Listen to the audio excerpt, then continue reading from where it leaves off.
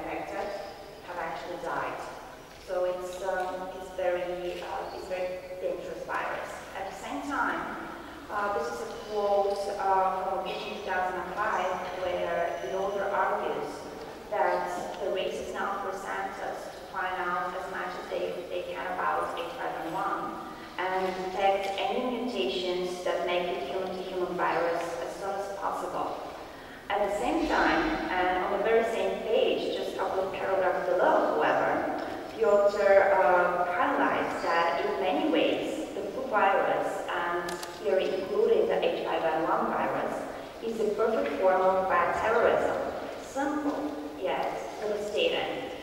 And recent statistics have, according to recent statistics, if H5N1 becomes transmissible among humans, and if this virus spreads freely, quite a few, very high number of people around the world will be under threat, given that, as the 2009 pandemic has shown, all states are quite ill-prepared to tackle a flu pandemic. So, what the H5N1 studies were all about. In late 2011, Dr. conf from the Erasmus Medical Center at the University of Rotterdam, and Dr.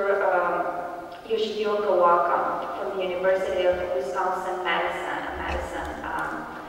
in the US, announced that they have successfully created mammalian transmissible strains of H5N1 virus.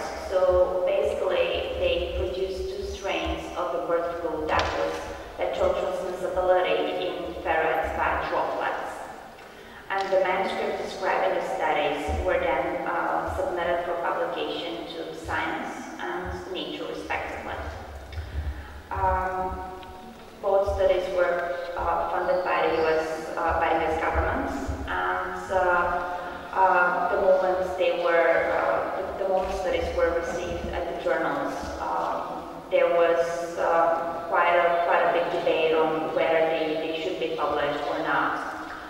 So the first reactions to the studies, again in late 2011, the NSABB, after the 2 studies were submitted for publication to the journals, it was Science that papered the paper that was submitted from the University of Rotterdam to the NSABB, which is the National Science Advisory Board for Biosecurity, which is an advisory board to the US government, which provides recommendations on policy and how to deal with serious research and concern biosecurity issues.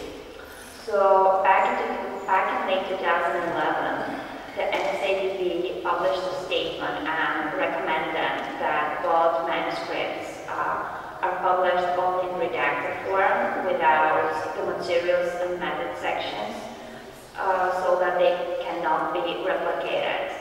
And the rationale behind this decision was that the knowledge that those studies have generated is far too dangerous to be shared with the wider community, and that the risks of publishing those 2 manuscripts significantly outweigh any costs, any potential benefits for public health and public welfare.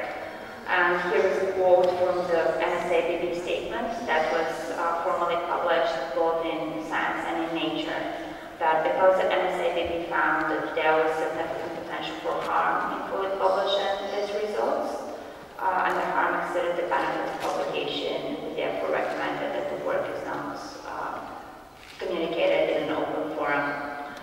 However, with this recommendation, several things happened afterwards.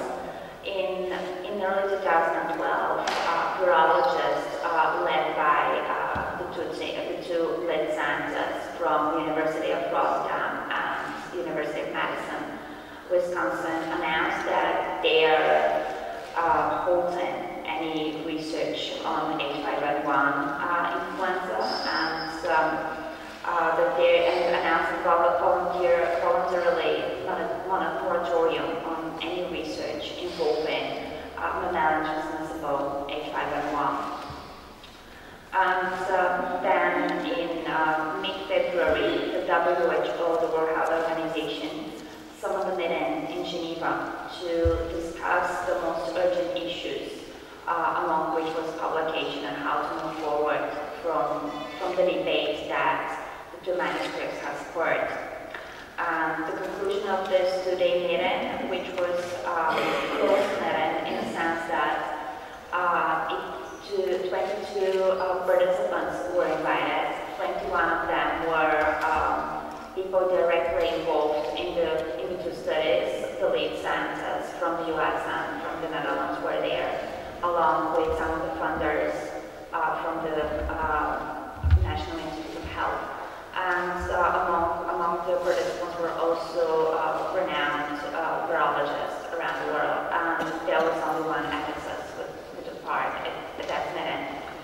And in mid-February, the WHO announced that there is a preference for full disclosure, and the declaration of the meeting advocated for full publication of the two manuscripts because they didn't see any way and any mechanisms in which information can be shared on a need-to-know basis, and that it's and the publishing two manuscripts in redacted version that prevents replication will be against standard values of academic freedom and will create potential hindrances in political terms and also within the scientific community. Moving forward, after the decision of the WHO to fully publish the studies, the NSABB was asked to reconvene and assess revised versions of the two manuscripts. And that happened upon a request from the US government. And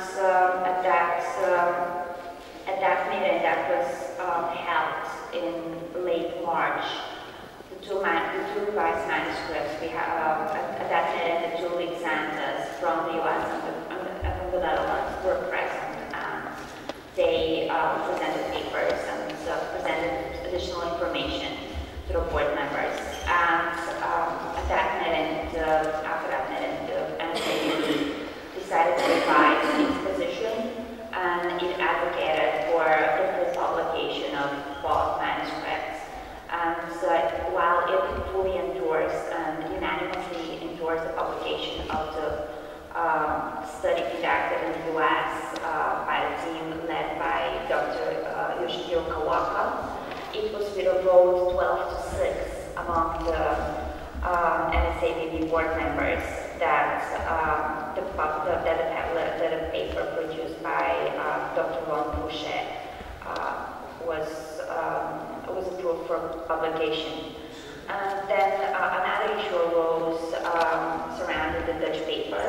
The Dutch government acted upon their export control legislation, and they imposed a restriction on sharing the information that was contained in the manuscript. And they basically, Ron Pouchet had to apply for an export control license before submitting his manuscript for publication to Science. And even though a couple of days before applying for this license, he openly stated that he has no interest at all in applying for a license, and that he's perfectly fine with going to jail and breaking the Dutch national legislation, and just submitted his paper. However, as you can see, according to the Dutch law, had he decided to do so, he could have gone to prison for 6 years and had to pay quite a solid fine. So he was advised not to do that, and eventually he was granted export control, and his paper is currently submitted for publication to Science, while the other paper that was submitted to Nature was already published a couple of weeks ago. So why is so problematic? Why is the research and why the results contained in these two papers so problematic and so controversial?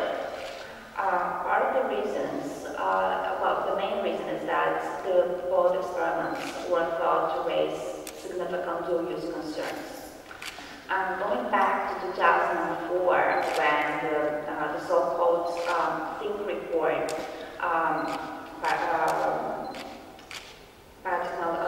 biotechnology research in an age of terrorism,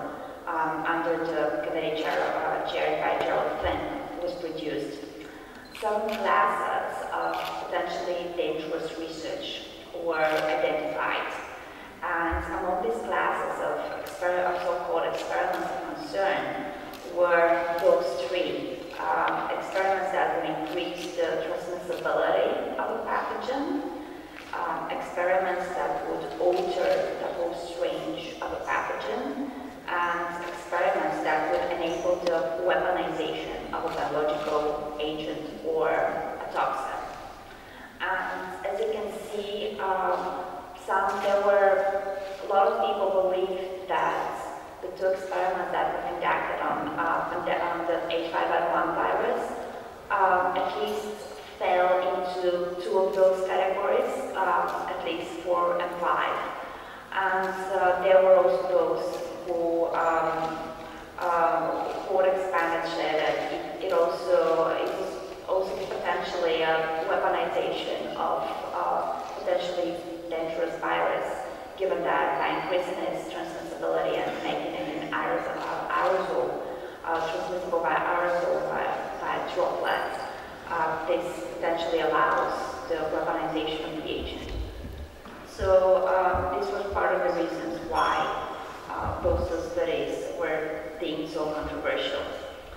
And also within the context of this debate, another parallel was drawn, and that was the case of the 1918 Spanish influenza virus, when in 2005, a team of US scientists submitted a paper, Laws of Science and to Nature, describing direct reconstruction of the 1918 Spanish influenza virus. And the Spanish influenza virus is considered potentially very, very dangerous pathogen, as it is estimated that the victims that it caused back in the early 20th century outnumbered the victims and the deaths of the First World War. So we are talking of potentially very, very dangerous pathogen as well. So when those studies were conducted, the manuscripts were submitted for publication to the NSA, to Science and Nature, and then they were read for review by the NSABB.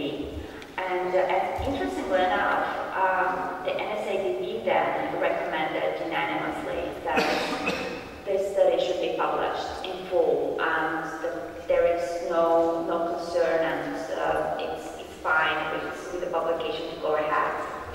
And then the following week after the papers were published, the editor-in-chief in Science is on record of saying that even if the two papers, even if the paper wasn't approved by the NSABB, he still would have published it regardless, because he believed in academic freedom. So you can already see that there is a lot of friction not only between scientists and policymakers, but also journal editors who strongly believe in the uncurtailed share of information and expertise. So, also within the context of the controversy surrounding the H5N1 study, it is important to consider the Biological and Toxin Weapon Convention, because this is a central international treaty that prohibits the development, stockpiling, and acquisition of biological weapons. And as you can see, Article 1 of the treaty basically obliges each party to the convention to never, in any circumstances, to develop, produce, stockpile, or otherwise require or obtain any microbial or other agents or toxins, types and quantities that have no justification for peaceful purposes. Some would argue that the convention does not, however, prohibit research in biological weapons.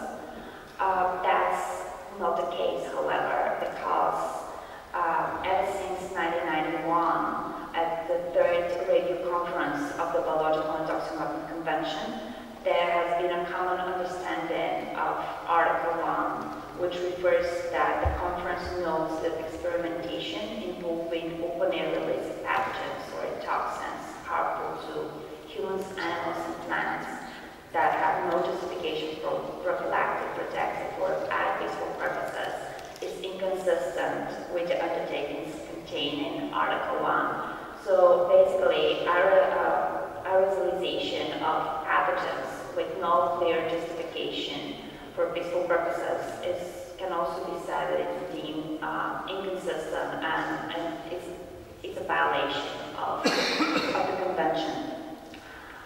It's also interesting to note Article 3 of the Biological and Toxic Weapons Convention, simply because it's in this article it is stressed that each state party to the convention should in any way assist, encourage, or induce any state, group of states, or international organizations to manufacture or otherwise acquire any of the agents, weapons, equipment, or means of delivery specified in Article 1 of the Convention.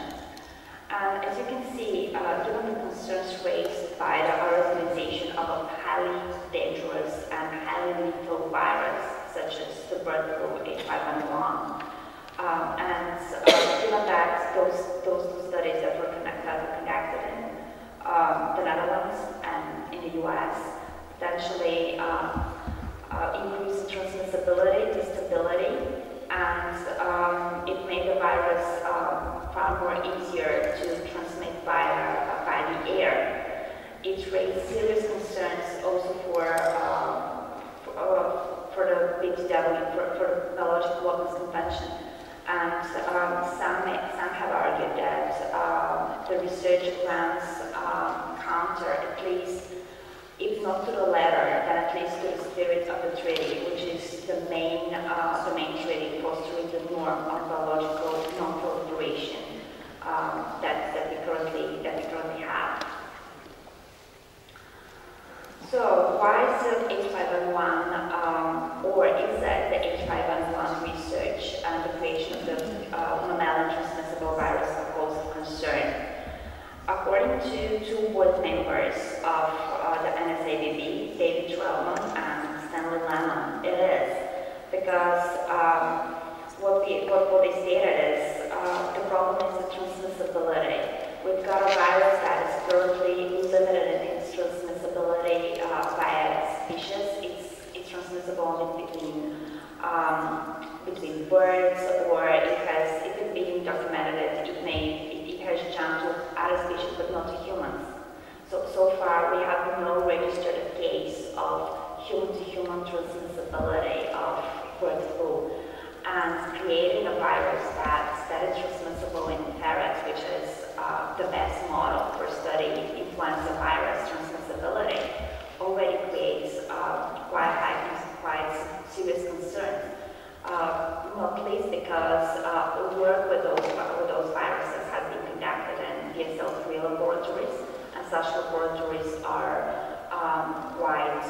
widespread around the world, and with information available, virtually every laboratory, every human scientist would be able to conduct and replicate this research, and perhaps discover even more mutations, or even create a more dangerous strain of this virus. So it really raises the stakes high. But what is also really interesting is the case that, as Dr. Wang Fushe has mentioned, his research program was deliberately intended to create mammalian transmissible H5N1 virus. And this statement has quite serious implications, not least because if that's the rationale of his research, how can his experiment, if requested, be modified? It's basically the way his experiment was conceived rejects the possibility of modification and attaining the same results. Basically, it rejects the possibility for attaining the desired results via alternative means. which has quite serious implications for the governance of dual-use research of concern. And in the midst of the discussion and the controversy surrounding the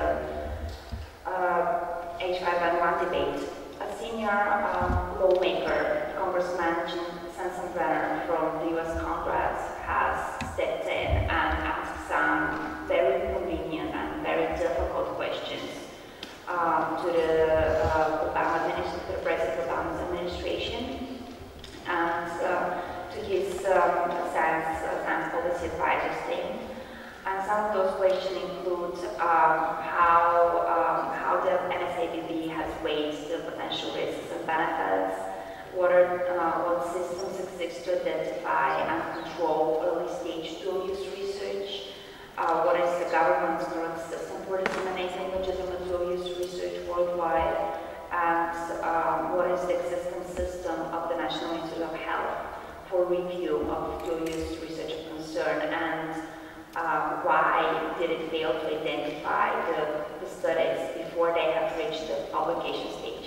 And as you can see, these are all very difficult questions.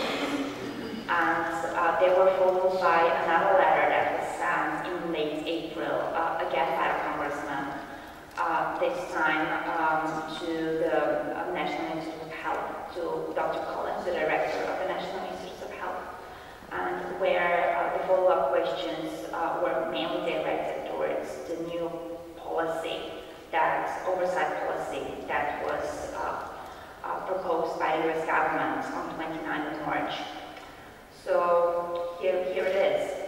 It's a 4-page document that was officially published on 29th of March, and it includes a risk mitigation plan of a number of steps, including modifying the design or conduct of the research, applying specific or enhanced biosecurity or biosafety measures, evaluating existing evidence or of medical countermeasures, and so on. And if the risks posed by the research cannot be adequately mitigated, then the government has the right to either ask the researchers to redact their manuscripts, or the research will be classified. And this policy applies to all US government-funded research, no matter whether it is conducted within the US or overseas.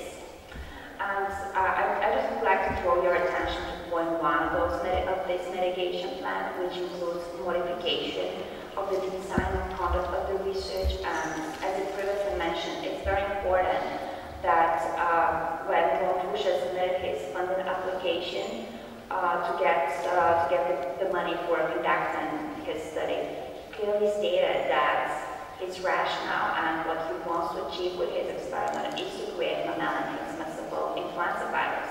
So the question arises, how can this study be modified so that the risks of dual-use research of concern are mitigated?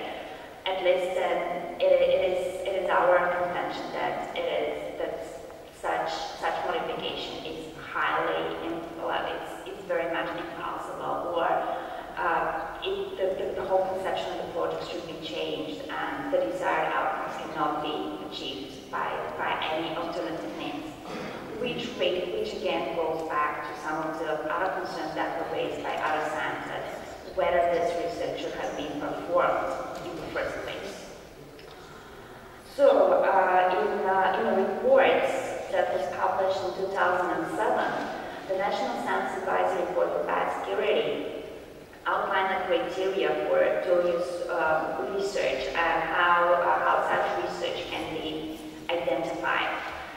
The report was entitled Proposed Framework for Oversight, and there the NSABB argued that the main argument of this report was that an effective oversight policy should include not only the regulations from the state, not only a top-down approach that is state-centered with policies and measures and obligations, but it would also include a bottom-up approach with education and awareness raising. So you can see from the slide the criteria that was proposed by the NSABB is really broad, and it's not limited to microbiology, but it's basically it encompasses all fields in biotechnology, as it refers to the potential for threats to public health and safety, agricultural crops, and other plants, animals, the environment, and other material. This would also include threats to farming, livestock, aquaculture, terrestrial and marine wildlife, companion animals, domestic and wild plants and trees, ecological systems, and other natural resources. So you can see that this criteria is really broad, and it is not limited, as it was in a big report, just to a number of experiments concerning microbiology, but it offers a very wide framework within which those research concerns can be identified. And even though the criteria proposed by the NSABB in this report once again draw upon the Think report, or they were used as their starting point, you can see again that those criteria were very much developed and expanded, and they now cover a whole range of possible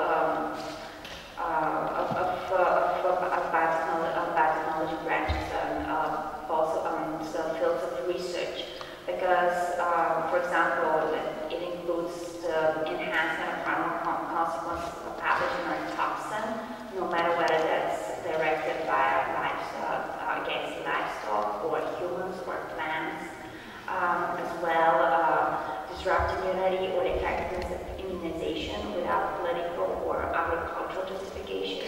And I won't go through every single point on the slide, but as you can see, it's a very broad framework, and even though it uses as a basis the 2004 report, it is more close to another report that was produced by the National Academy and by the National Research Council in the US in 2006 under the chairman of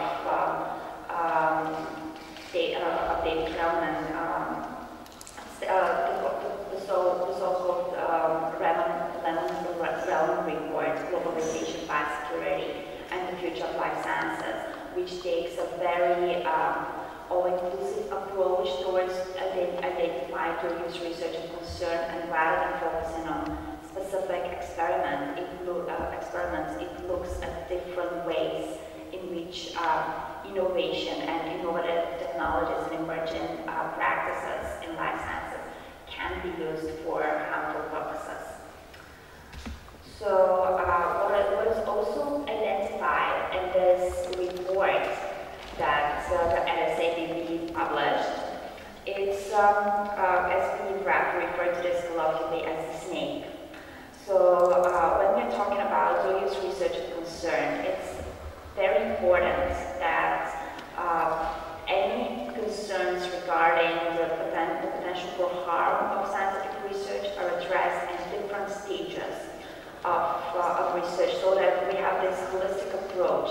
It is not only when the project is conceived, it is not only when the application for funding is made, but we need this, as some refer to this, as a relative wave approach in evaluating potential risks and benefits of research. And we also need to center, when we're talking about risks and risk assessment of potential harm and benefit, it is also very important not to focus solely on, and when we talk about misuse of scientific research, it is very important that bioterrorism and the misuse of scientific research by people who may, by non-state actors, is regarded, is treated, and it is accepted within the broad framework of the possible wholesale militarization of life sciences, which basically runs counter the norm of biological non-proliferation and the Biological Weapons Convention. It is very important that education and the responsibilities of life sciences to support dual-use research of concern is centered around the web of preventive policies that is focused on the Biological Weapons Convention. So that is why we agree with the NSABP when they propose a holistic cradle-to-grave approach that life sciences have responsibilities for assessing and reviewing the potential for misuse of their research at every stage. This includes when the project is initially conceived and designed, when they apply for funding, when they pass for institutional approval, and when they have to liaison with their lab safety officers. Through the phases, through different phases of research, while the project is performed, because as we can see for example, in 2000, sometimes there are unexpected outcomes of scientific experiments, and here I can quote the mouse toxic study that was conducted in 2000 in Australia, where a team of Australian scientists by accident created a highly virulent strain of mouse. So it is very important that life scientists consider their responsibility, that they bear in mind they have responsibilities, and that they consider the potential for misuse of their research at every stage of their project. This includes also publication, and we would argue that it also includes the post-publication stage. So that is why it is very important that we have like a chain of possible actions and measures that needs to be adopted. And at a very basic level, life sciences needs to be aware of what is meant by dual-use research is concerned, and what are the potential risks for misuse, and why such research is so controversial, and why it's of such big interest to security people. So they need to be aware. That's the basics. That's the first level. Then going to the next level, it is important that all life sciences, no matter in what area they're specialized in, are aware and comply with the local and national policies for oversight. And this would include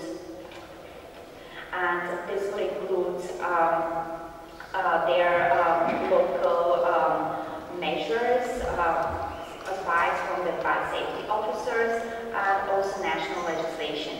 As well, it is very important to inform institutions if any dual-use concerns arise during the process of research. It is also very important at the next level, we've got communication of dual-use research, that it needs to be done responsibly, no matter whether it's in publication form or it is at conferences. Also, it is very important to ensure proper training in dual-use biosecurity and risk mitigations for all personnel in facilities.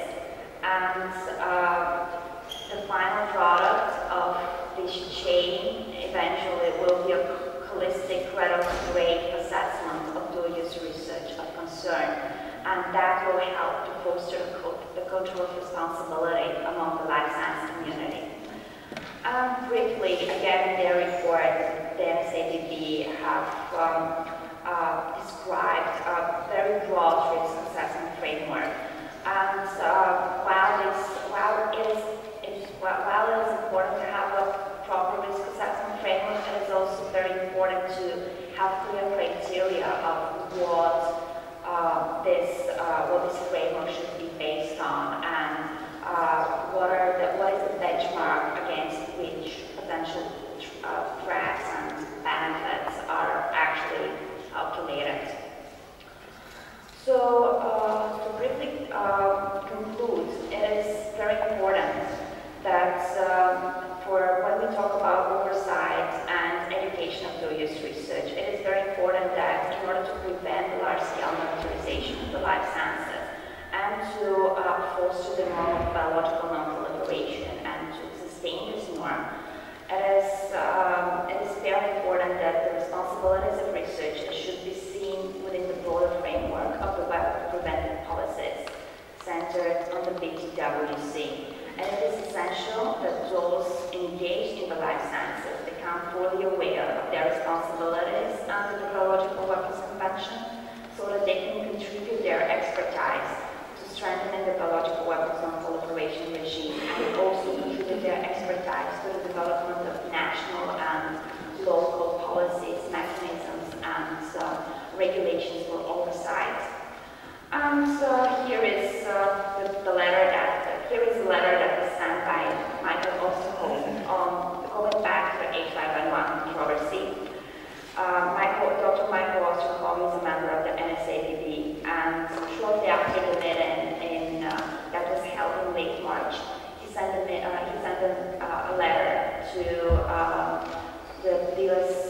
National Institute of Health, where he mentioned that he expressed his concerns of how the meeting was held and how it was organized, and he also expressed his concerns about scientific revelation that was made at that meeting, namely that Dr. Fouché has already identified an additional mutation that now confirms transmissibility between mammals without Ferret's passage. And in response to his letter, it is important to note that far from being over, the whole debate and the whole moving forward with policies regarding how we manage and govern dual-use research of concern, it's still in a process, and there's still ongoing negotiations, and the NSABB working group is focusing on broader issues, including recommendations of how to communicate research, and as well the WHO is planning to host a wider meeting. So it is important to know that all these issues, and with the publication of the two manuscripts on H5N1, the debate is far from over, and the process of developing effective oversight mechanisms it's still in its very early stages, and it's just beginning. So we should use this case for as a starting point, if you wish, for how we